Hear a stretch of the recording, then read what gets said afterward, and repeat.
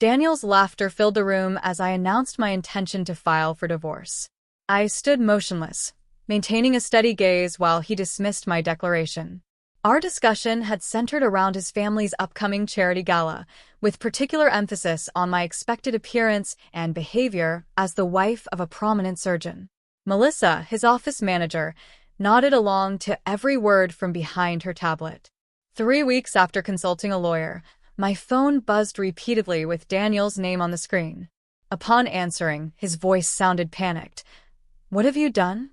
I couldn't help but smile at the irony of his question.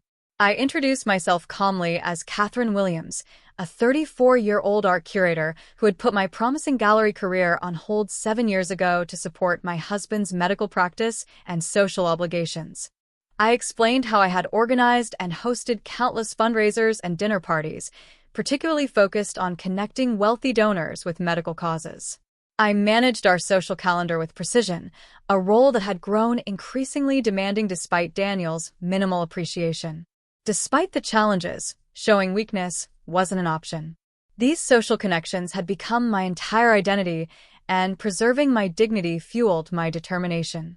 Today, sitting in my new apartment surrounded by half-unpacked boxes, the weight of Daniel's betrayal hung heavily in my mind. Daniel, my husband of 7 years, had drastically changed his behavior about 8 months ago when Melissa joined his practice as office manager. His once appreciative demeanor transformed into constant criticism of my appearance, my conversational skills, and my lack of ambition, making every social event an exercise in humiliation. Even when I secured major donors for his pet projects, he remained dismissive, instructing me to observe how Melissa handles professional interactions and warning me against embarrassing him with my outdated perspectives. Melissa eagerly joined in the undermining, scheduling over my carefully planned events and mocking my traditional role as a doctor's wife despite having divorced 2 surgeons already, a fact apparently unknown to Daniel. I remained determined to maintain our social standing regardless of their behavior. Their disparagement intensified with Daniel accusing me of being financially dependent, branding my contributions to our life as worthless. Melissa echoed his sentiments, sighing dramatically while suggesting I was lucky Daniel was generous enough to maintain my lifestyle. The latest insult came when Daniel unexpectedly handed me a stack of invitations to his hospital's annual fundraising gala, demanding they be personally addressed and delivered to every board member and major donor within 3 days. After handing me the list, I stared in disbelief. "This gala is this weekend. Why am I just getting these now?" I questioned, confused by the impossible timeline. Before I could fully comprehend the situation, Daniel was already adjusting his tie in the mirror, completely disinterested in addressing my concerns. "Melissa normally handles this, but she's busy with more important matters. Just get it done," he remarked casually as he quickly left our home for an emergency consultation, leaving me with an impossible task designed for failure. Melissa texted shortly after. "Daniel mentioned you needed something simple to keep you occupied. Don't worry if it's too challenging for you." The absurdity of the situation dawned on me as I examined the invitation list more carefully. To my surprise, many names were people I had personally introduced to Daniel, including several of my former gallery clients. The realization deepened my suspicions about why Daniel had been systematically belittling me. He and Melissa were gradually erasing my contributions while preparing to remove me from his life entirely. My extensive social connections and deeper relationships with key donors made me invaluable to Daniel's professional advancement. Daniel's increasingly cold demeanor and obvious preference for Melissa at social functions created uncomfortable moments whenever the 3 of us were present at events. It seemed Melissa's rapid rise within his professional and personal life was strategic, driven by ambition rather than competence. The painful truth settled in my stomach like a stone. Their affair had likely been ongoing for months, explaining Daniel's late nights and sudden weekend conferences.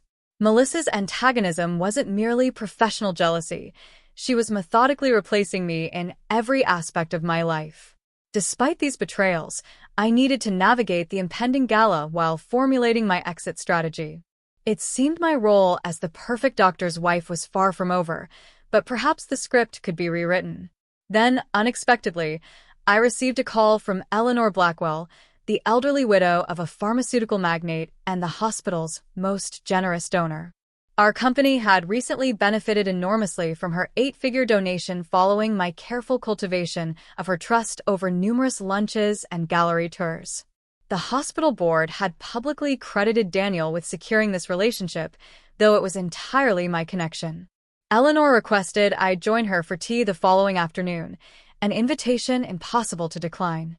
Entering Eleanor's impressive estate, I noticed Daniel's luxury sedan already parked outside.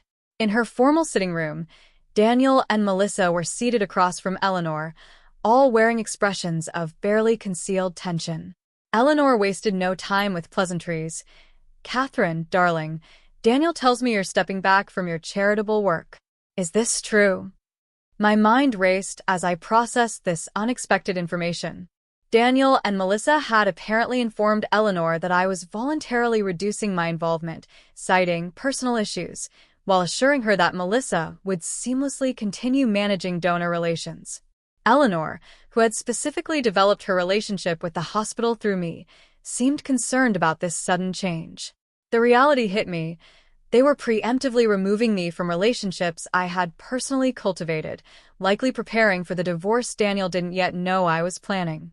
However, confirming this fabrication would risk portraying me as unstable and unreliable to a woman whose opinion mattered greatly in our social circle. I carefully presented the situation. "Eleanor, there seems to be some confusion. While I'm reassessing certain aspects of my life, my commitment to causes I believe in remains unchanged." Eleanor studied me thoughtfully before turning to Daniel with evident skepticism. "Then why would Daniel suggest you were experiencing difficulties requiring a complete withdrawal from the foundation board?" Daniel, visibly uncomfortable, interrupted. "Catherine has been struggling with the pressures of our social obligations recently. We thought a break might help her regain perspective." Eleanor's gaze remained fixed on me. "Is that accurate, Catherine?" The moment of reckoning had arrived. Despite my anger and hurt, maintaining my dignity remained paramount. "The truth, Eleanor, is that Daniel and I are experiencing some personal challenges. However, my dedication to the hospital foundation is independent of those matters." I paused, considering my next words carefully. "In fact, I've been developing some new fundraising concepts I'd be delighted to discuss with you privately." Eleanor nodded slowly, her expression softening as she assessed the situation. "I would prefer that, dear. After all, it was your insight into art therapy programs that initially captured my interest." Daniel paled noticeably while Melissa shifted uncomfortably in her chair. "That won't be necessary," Daniel quickly interjected. "Catherine will be quite busy in the coming months with personal matters." The implied suggestion of my imminent removal from our social circle hung heavily in the air. Eleanor's expression hardened slightly. "I believe Catherine can determine her own schedule, Daniel, and I've always found her particularly adept at balancing multiple priorities." The meeting concluded with Eleanor requesting a private lunch with me the following week, effectively excluding Daniel and Melissa from the conversation. As we departed the estate, Daniel gripped my arm tightly, hissing, "What game are you playing?" "We agreed you'd step back from hospital matters." I gently removed his hand, responding, "No, Daniel, you decided that. I never agreed to abandon relationships I've spent years cultivating." Melissa interjected, "You're being difficult. Daniel and I have plans that don't include your continued involvement." The naked truth finally emerged. They wanted me gone from both Daniel's personal life and his professional network, but needed a controlled exit to maintain appearances. I made a decision in that moment, stating calmly, "I'll attend the gala this weekend as expected. After that, we should discuss our future arrangements properly, with full financial disclosure." Daniel's face contorted with frustration, but with Eleanor's continued support hanging in the balance, he reluctantly agreed. The following days were filled with tense silence as I prepared for the gala, selecting a new dress that departed from my usual conservative style. When the evening arrived, I entered the hospital ballroom independently, having declined Daniel's offer to drive together. The subtle murmurs and glances as I navigated the crowd confirmed my suspicions. Rumors about our marriage had already begun circulating. Daniel appeared momentarily stunned by my confident entrance before quickly composing himself and approaching with Melissa close behind. "You're late," he whispered sharply. "And that dress is hardly appropriate." I smiled politely, responding just loudly enough for nearby guests to hear. "I thought it was time for a change, darling. Melissa's influence on our lives has been so transformative lately." Throughout the evening, I moved purposefully through the crowd, personally connecting with each board member and major donor. Years of observing these social dynamics had taught me exactly how to navigate these waters. When the time came for Daniel's speech, I positioned myself strategically near Eleanor and the board chairman. Daniel spoke eloquently about dedication and partnership, thanking Melissa specifically for her invaluable contributions while barely acknowledging my presence. As polite applause followed his remarks, Eleanor leaned toward me. "Interesting speech. He seems to have forgotten who introduced him to half the people in this room." The chairman nodded in agreement, adding quietly, "Including me. Catherine, we've missed your input at the last few committee meetings." I smiled graciously, explaining that I hadn't received the recent meeting invitations, a revelation that caused the chairman's eyebrows to rise significantly. The evening continued with Daniel growing increasingly agitated as he observed my easy rapport with the hospital's most influential supporters. Melissa attempted to insert herself into several conversations only to find herself politely but firmly excluded by donors who preferred my familiar presence. As the event concluded, Eleanor took my hand warmly, speaking just loudly enough to be overheard. "My dear, regardless of what happens with your personal situation, your position on my foundation board remains secure. In fact, I'd like to discuss increasing your role." The message was clear to anyone listening. My social capital was independent of my marriage to Daniel. The drive home was silent, tension radiating from Daniel until we entered our house. "What exactly do you think you're doing?" he demanded once the door closed behind us. "Those are my professional relationships." I removed my earrings calmly, responding, "No, Daniel. Those are relationships I cultivated that you've benefited from. There's a significant difference." His face flushed with anger. "You're my wife. Everything you do reflects on me." The moment had arrived. "Actually, about that, I've consulted a lawyer. I'll be filing for divorce next week." Daniel's expression transformed from anger to shock, then calculation. "Don't be ridiculous. You have nothing without me. Where will you go? How will you support yourself?" His dismissive tone confirmed everything I needed to know about his regard for me. I accepted a position as curator at the Westfield Gallery last month. Eleanor's recommendation was quite helpful. The revelation landed like a physical blow. "You've been planning this? While living in my house? Spending my money?" I laughed softly at his assumption. "Daniel, I've maintained my own savings from my gallery sales before we married. And according to our prenuptial agreement, I'm entitled to half the value of our home, the home I decorated, maintained, and used to host the dinners that built your career." Daniel's face paled as realization dawned. "You wouldn't damage my reputation. Think of what people would say." "People already talk, Daniel. Melissa has made sure of that with her indiscretion. The question is what they'll say when they learn the full story." The mention of Melissa's name triggered visible panic. "This is about Melissa? She's just my office manager." I sighed, retrieving my phone and opening the folder of photographs sent by the private investigator I'd hired months ago.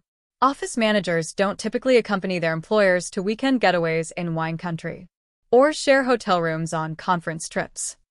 Daniel stared at the evidence in stunned silence. 2 months later, I settled into my new apartment, considerably smaller than our marital home but entirely mine. The divorce proceedings had been mercifully quick once Daniel realized I had documented not only his affair but also several financial discrepancies in his practice that would interest the medical board.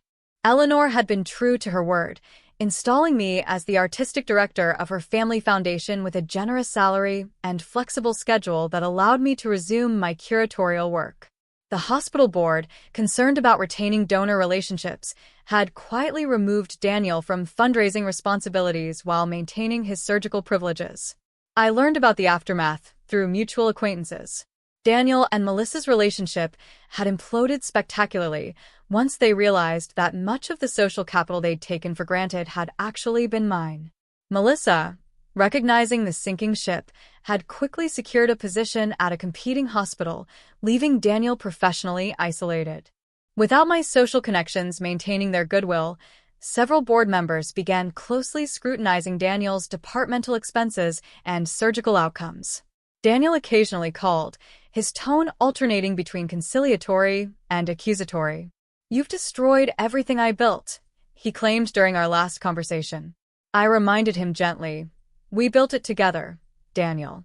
You just failed to recognize the value of my contribution until it was gone." Melissa, I heard, had already moved on to a promising relationship with a younger doctor at her new hospital. The pattern seemed destined to repeat itself, though I felt no satisfaction in that knowledge, only relief that I was no longer part of the cycle. As for me, I embrace my professional renaissance with unexpected joy. My curatorial eye, once directed toward creating the perfect backdrop for Daniel's ambitions, now focused on emerging artists and therapeutic art programs funded by Eleanor's foundation. My social calendar remained full, though now populated by events I chose because they interested me rather than benefited my spouse. Many of our former friends had quietly shifted their allegiance, maintaining their connections with me while finding reasons to miss Daniel's increasingly rare social gatherings. Eleanor, who had become something of a mentor, remarked during one of our regular lunches, "You know, my dear, Howard was much like your Daniel in our early years, convinced that his success was entirely self-made. It took losing an important hospital contract for him to recognize the value of my social intelligence. Daniel, unfortunately, had to lose you entirely to learn the same lesson." I smiled at the comparison, but shook my head slightly. "I think the difference is that Howard was wise enough to learn from the experience." Eleanor laughed knowingly, raising her glass in a toast, to wisdom learned, whether early or late. In my new life, I discovered something unexpected, genuine happiness independent of my role as someone's wife. The apartment I decorated reflected my artistic sensibilities without compromise. The events I attended served my interests and ambitions rather than someone else's. Even my wardrobe transformed, shedding the conservative doctor's wife aesthetic for pieces that expressed my personality and creativity. 6 months after the divorce, I attended the hospital's annual gala again, this time as Eleanor's guest of honor, recognized for establishing an art therapy program for pediatric patients. Daniel was present, standing alone near the bar while I moved easily through the crowd of familiar faces. Our eyes met briefly across the room, and I acknowledged him with a simple nod before turning back to my conversation with the hospital's new chief of surgery. In that moment, I realized the final truth of our marriage. What Daniel had perceived as dependency had actually been choice. I had chosen to support his career and ambitions, but that choice had never defined my capabilities, only my priorities. Now my priorities had changed, and with them, my entire world had transformed. My second chapter had just begun, and for the first time in years, I was the author of my own story.